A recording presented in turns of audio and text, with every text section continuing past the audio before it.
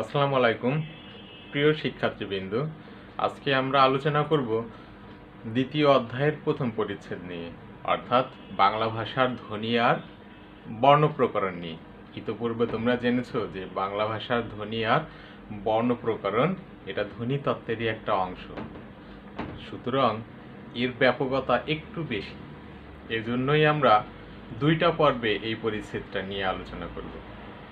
প্রথম পর্বে আজকে শুধু আমরা জানব ধ্বনির প্রাথমিক পরিচয়গুলো, বর্ণের প্রাথমিক পরিচয়গুলো জানব।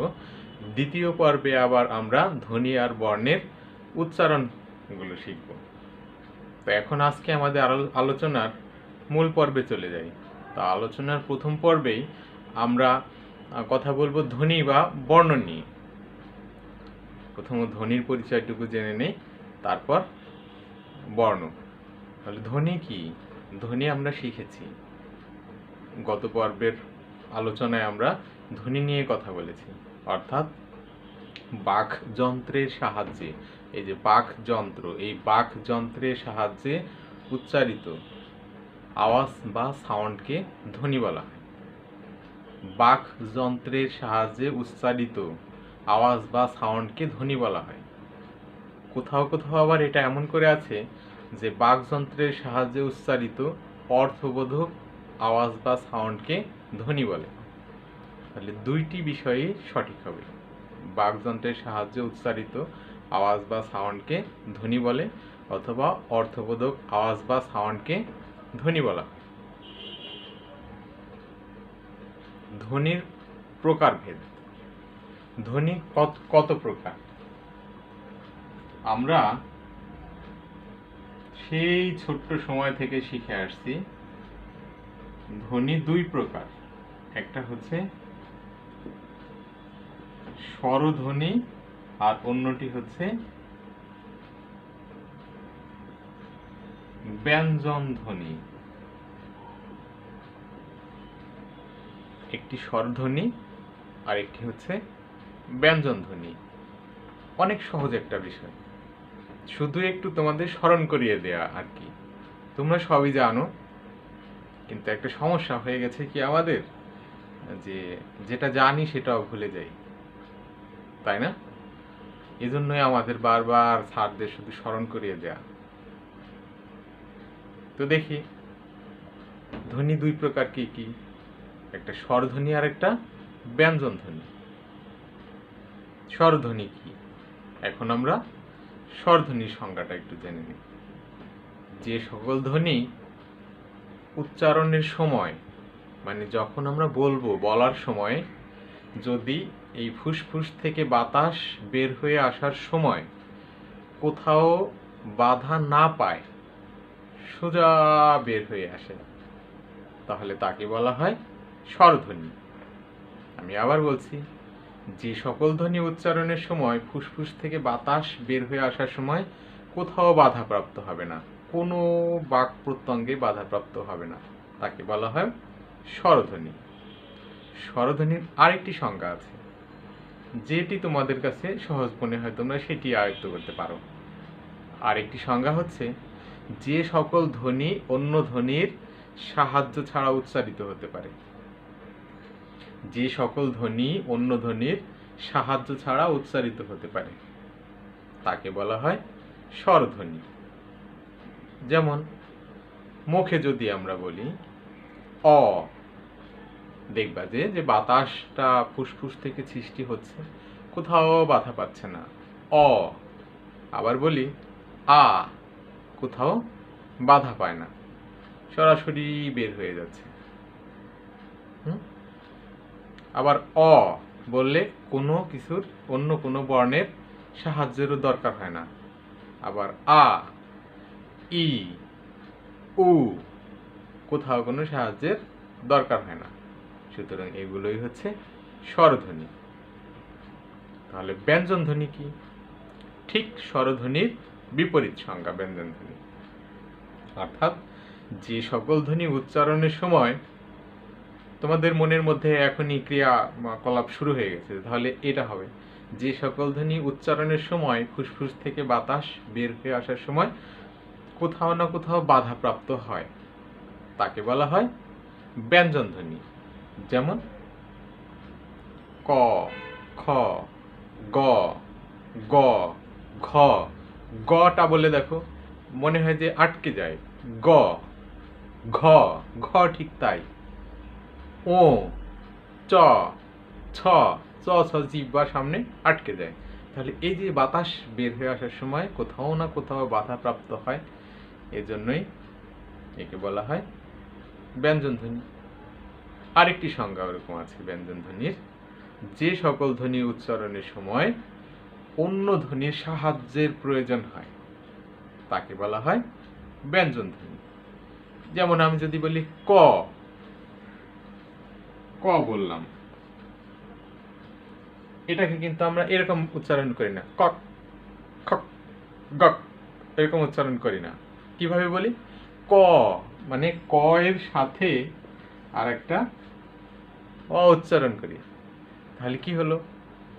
যে ব্যঞ্জন ধ্বনি উচ্চারণের সময় স্বরধ্বনির সাহায্য নিয়ে উচ্চারিত হয়, এজন্য এটাকে বলা হয় ব্যঞ্জন ধ্বনি। আশা করি স্বরধ্বনি আর ব্যঞ্জন ধ্বনি কি এটা তোমরা বুঝতে পেরেছ।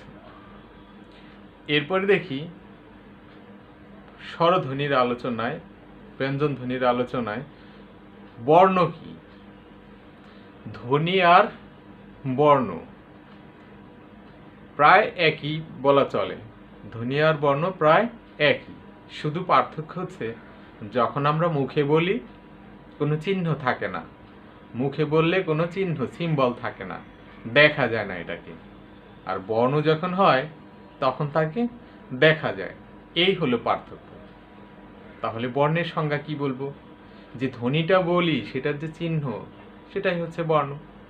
তো বইয়ের সংজ্ঞা যদি আমরা বলি, ধ্বনি নির্দেশক চিহ্নকে বর্ণ বলে, ধ্বনি নির্দেশক চিহ্নকে বর্ণ বলে। অর্থাৎ মুখে আমি বলেছি প, তাহলে এখানে আমি যদি লিখে ফেলি প, এইটা হলো চিহ্ন, এটা দেখলে আমরা বুঝতে পারবো যে এটা হলো একটা বর্ণ। তেমনি ক বর্ণ, অ, আ এগুলো হচ্ছে বর্ণ। সুতরাং ধ্বনি নির্দেশক চিহ্নকে বর্ণ বলে। বর্ণমালা কি বা স্বরবর্ণ কি? তাহলে স্বরধ্বনি নির্দেশক চিহ্নকে বলা হয় স্বরবর্ণ।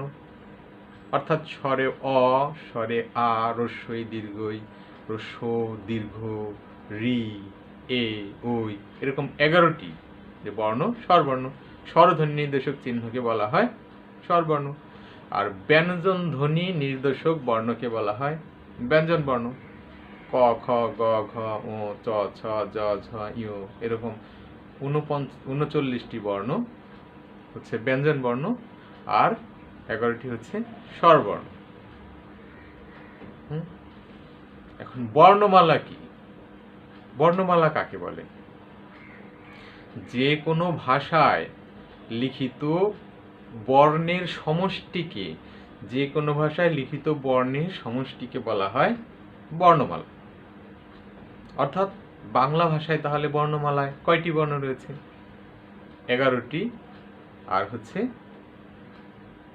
39টি। তাহলে মোট কয়টি হলো? 11 আর হলো 39, 50টি। তাহলে যদি পরীক্ষা আসে বাংলা ভাষায় বা বাংলা বর্ণমালায় বর্ণের সংখ্যা কয়টি? 50টি। স্বরবর্ণ কয়টি? 11টি। ব্যঞ্জন বর্ণ কয়টি? 39টি। এই হলো বাংলা ভাষা বর্ণমালা। এই বর্ণের মধ্যে, স্বরবর্ণের মধ্যে আবার দেখি আমরা 2টা যৌগিক স্বরধ্বনি আছে। যৌগিক স্বরধ্বনি কি? মানে 2টা ধ্বনির মিলনে, 2টা স্বরধ্বনির মিলনে একটা স্বরধ্বনি হয়, সেটাকে বলা হয় যৌগিক স্বরধ্বনি। যদি পরীক্ষা আসে বলো তো যৌগিক স্বরধ্বনি কি, তখন অর্থাৎ 2টি স্বরধ্বনি মিলে যে স্বরধ্বনির সৃষ্টি হয়েছে তাকে বলা হয় যৌগিক স্বরধ্বনি। তাহলে কি কি এই যৌগিক স্বরধ্বনি 2টি? একটি হচ্ছে ওই, আর অন্যটি হচ্ছে ও। একটি ওই, আরেকটি হচ্ছে ও। তাহলে কি কি ধ্বনি মিলে সৃষ্টি হলো এই দুইটি? ওই সৃষ্টি হয়েছে স্বরে অ যোগ রস্বই মিলে, ওই সৃষ্টি হয়েছে। আর ও সৃষ্টি হয়েছে অ যোগ রস্য, অযোগ রস্য। এই হলো যৌগিক স্বরধ্বনি। এখন আমরা দেখি পরবর্তী আলোচনায় কি আছে আমাদের। যৌগিক স্বরধ্বনির পরে আছে কার। কার কাকে বলে? তাহলে কার কাকে বলে? স্বরধ্বনি নির্দেশক চিহ্নকে কার বলে? স্বরধ্বনির সংক্ষিপ্ত রূপকে কার বলে? স্বরধ্বনির সংক্ষিপ্ত রূপকে কার বলা হয়? যেমন অ না আ, রস্বই, দীর্ঘই, এই যে সংক্ষিপ্ত রূপ, এটার সংক্ষিপ্ত রূপ এরকম। এটা তোমরা জানো, তারপরে একটু স্মরণ করিয়ে দেয়া। তাহলে এই যে এগুলো আছে সংক্ষিপ্ত রূপ, সংক্ষেপে আকারে লেখা, যেগুলো ব্যঞ্জন ধ্বনির মধ্যে বসে, এই সংক্ষিপ্ত রূপটা বসে নতুন নতুন শব্দ গঠন করে। সুতরাং কার তাহলে কি? স্বরধ্বনির সংক্ষিপ্ত রূপকে বলা হয় কার। স্বরধ্বনির সংক্ষিপ্ত রূপকে কার বলে। শুধু এই একটা বর্ণের কার চিহ্ন নাই, আর বাকি সব বর্ণের কার চিহ্ন আছে আমরা জানি। তাহলে কার চিহ্ন কয়টি? 11টির মধ্যে একটি যদি না থাকে, 10টি। তাহলে কার চিহ্ন হচ্ছে 10টি। এরপরে আমরা দেখি ফলা কি তাহলে। ব্যঞ্জন বর্ণের সংক্ষিপ্ত রূপকে ফলা বলে। ব্যঞ্জন বর্ণের সংক্ষিপ্ত রূপকে ফলা বলে। তাহলে ফলা কয়টি? যেমন ব, ল, জ, র ফলা, এগুলো হচ্ছে কি ব্যঞ্জন বর্ণের ফলা। তাহলে ফলা মোট কয়টি আছে? আমরা জানি যে ফলা আছে মোট 6টি। ফলা আছে মোট 6টি। তাহলে ফলা কি? ব্যঞ্জন বর্ণের সংক্ষিপ্ত রূপকে ফলা বলে। যদি পরীক্ষা আসে বাংলা ভাষায় ব্যঞ্জন বর্ণের ফলা চিহ্ন কয়টি, তাহলে আমাদের উত্তর হবে 6টি। এখন বর্ণমালার বর্ণগুলোর মধ্যে ক থেকে ম পর্যন্ত ব্যঞ্জন বর্ণের ক থেকে ম পর্যন্ত এখানে যে 25টি বর্ণ আছে, ক, খ, গ, ঘ, উ, চ, ছ, জ, ঝ, ইয়, ট, এরকম করে ক থেকে ম পর্যন্ত আছে 25টি। এই 25টি বর্ণকে বলা হয় স্পর্শধ্বনি। এই 25টি বর্ণকে বলা হয় স্পর্শধ্বনি। এই 25টি বর্ণ উচ্চারণের সময় কোথাও না কোথাও বাধাপ্রাপ্ত হয়ে স্পৃষ্ট হয়ে, অর্থাৎ বাতাস ঘর্ষণ লেগে উচ্চারণ হয়। এই জন্য এই 25টিকে বলা হয় স্পর্শ ধ্বনি বা স্পৃষ্ট ধ্বনি। তাহলে এই ধ্বনিগুলো কি কি একটু আমরা জেনে নেই। এই ধ্বনিগুলো হচ্ছে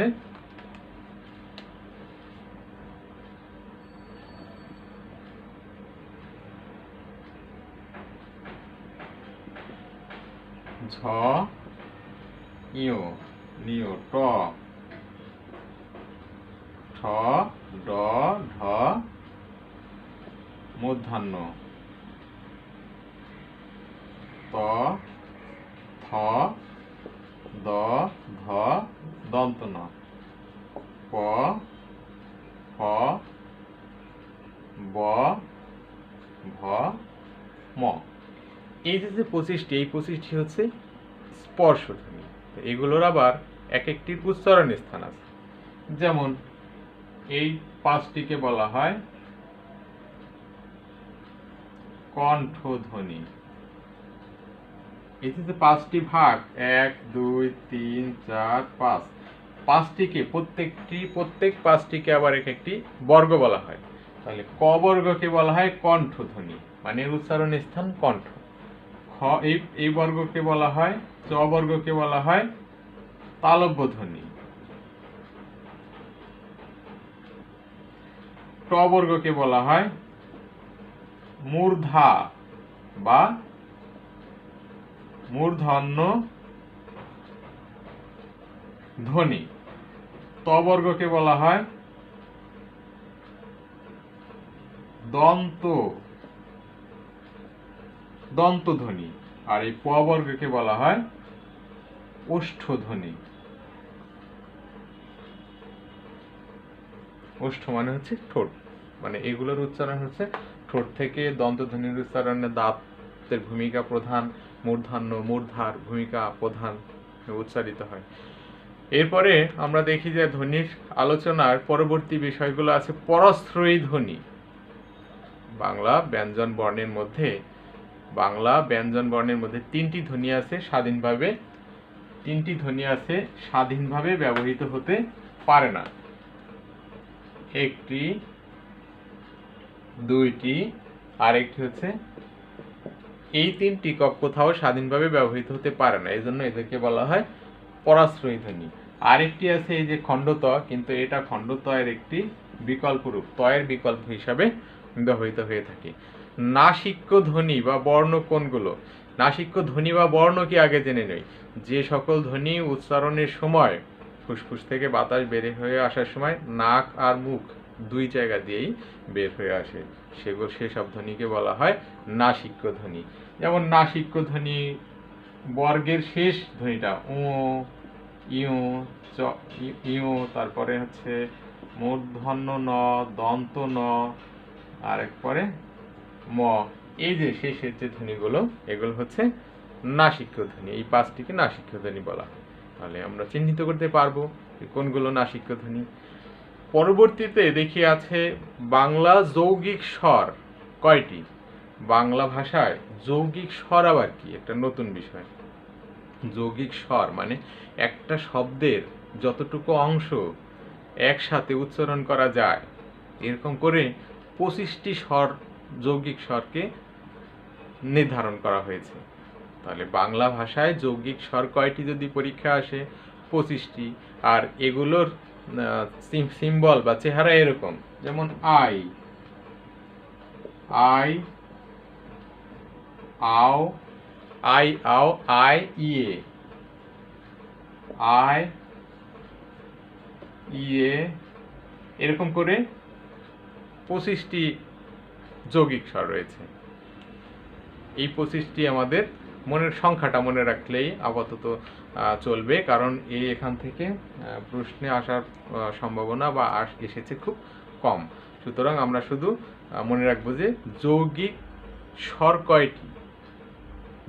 25টি। এখন এরপরে আমরা দেখব যে ব্যঞ্জন ধ্বনির বিভাগ ও উচ্চারণগত নাম। ব্যঞ্জন ধ্বনির বিভাগ আর উচ্চারণগত নামগুলো আমরা দেখব যে উচ্চারণ বৈশিষ্ট্য অনুসারে ব্যঞ্জন ধ্বনিকে দুই ভাগে ভাগ করা হয়। উচ্চারণ বৈশিষ্ট্য অনুসারে ব্যঞ্জন ধ্বনিকে দুই ভাগে ভাগ করা হয়। একটি হচ্ছে ঘোষ আর একটি হচ্ছে অঘোষ। ঘোষ ধ্বনি, অন্যটি হচ্ছে অঘোষ ধ্বনি। তাহলে ব্যঞ্জন বর্ণের ঘোষ ধ্বনি কোনগুলো আর অঘোষ ধ্বনি কোনগুলো? তাহলে অঘোষ ধ্বনিগুলো হচ্ছে ক, খ, চ, ছ, ট, ঠ, প, ফ, ত, থ। অর্থাৎ বর্গের 5টি বর্গে আমি বিভক্ত করেছিলাম স্পর্শ ধ্বনিকে। বর্গের প্রথম আর দ্বিতীয় ধ্বনিকে বলা হয় অঘোষ ধ্বনি।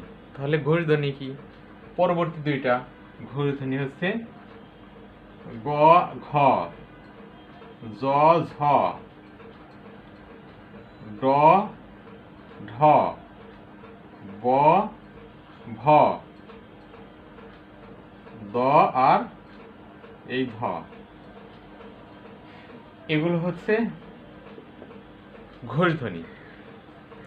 উচ্চারণ বৈশিষ্ট্য অনুসারে আবার বাংলা ভাষার ব্যঞ্জন বর্ণগুলোকে দুই ভাগে ভাগ করা হয়। একটা হচ্ছে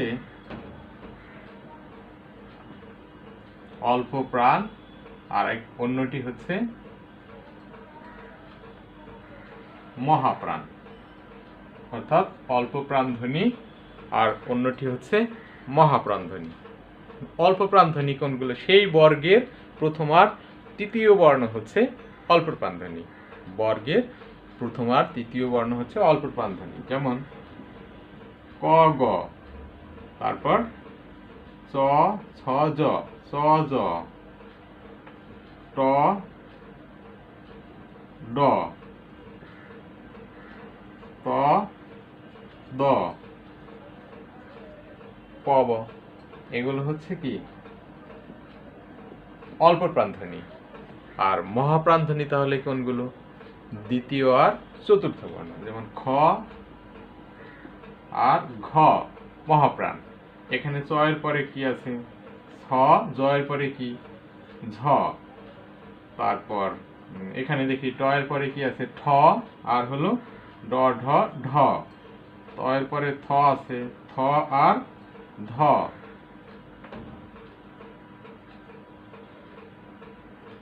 প এর পরে কি আছে? ফ, ব এর পরে ভ। এগুলো হচ্ছে মহাপ্রাণধ্বনি।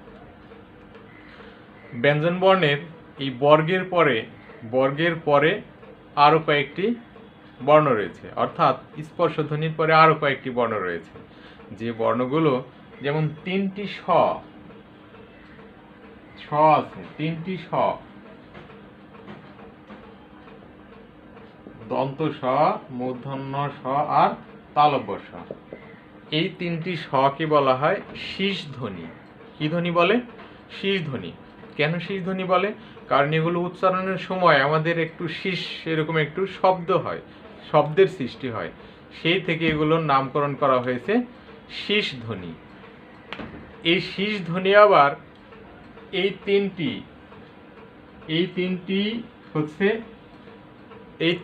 অঘোষ ধ্বনি। এই তিনটি হচ্ছে অঘোষ ধ্বনি, কারণ ফুসফুস থেকে বাতাস বের হয়ে আসার সময় তেমন ঘষা লাগে না। কিন্তু এটি হচ্ছে ঘোষ ধ্বনি। ধ্বনিকে বলা হয় ঘোষ ধ্বনি। আর একটু বাকি আছে ৩৯টি বর্ণের। সব বর্ণের পরিচয় আমরা ইতোপূর্বে দিয়েছি।